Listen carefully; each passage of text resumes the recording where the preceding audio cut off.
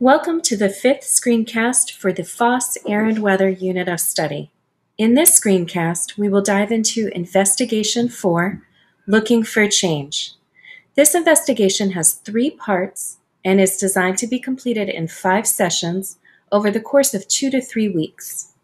For science specialists, Investigation 4 organizes the weather data from Investigation 2 that has been collected over the past 4 weeks. So this investigation lends itself well to collaboration with first grade classroom teachers.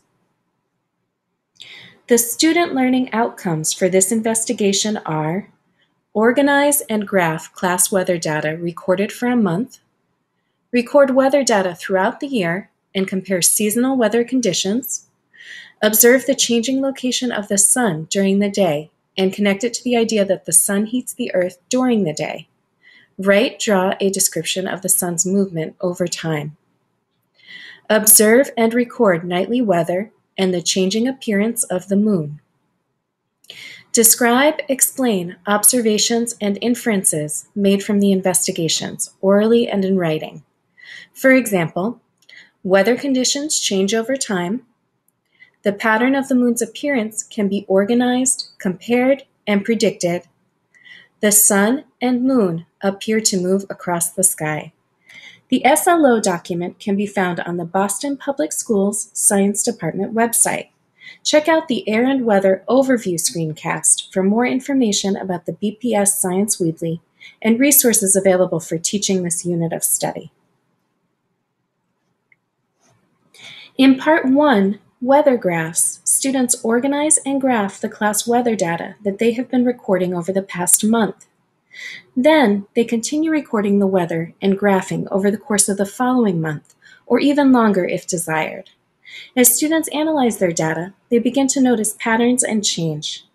This work with data lends itself really nicely to work during math time with the classroom teacher. In Part 2, Comparing the Seasons, students create seasonal graphs of the weather, temperature, and precipitation. This activity is optional and takes about 5 minutes to complete daily. Since this activity takes just a few minutes daily, it can easily be completed during a daily morning meeting or math class time. Monthly, students come together for about 20 minutes to analyze their findings and to begin to identify seasonal changes and patterns. In Part 3, The Night Sky, students discuss their observations of the night sky. They share any changes they have observed in the moon's appearance and compare night weather to day weather.